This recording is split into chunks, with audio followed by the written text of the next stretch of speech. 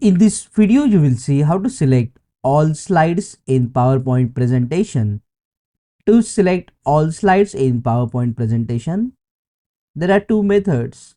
First is you just decrease the thumbnail size of the PowerPoint slide so you can see all the slides in the range. And now click on the first slide, press and hold the shift button and then click on the last slide. You will see a border around the slides. That means all the slides are selected.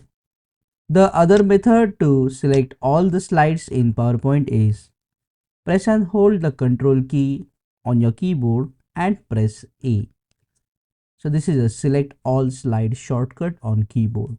On Mac it is Command A. Now check out this video if you want to select multiple slides, continuous or non-continuous in PowerPoint.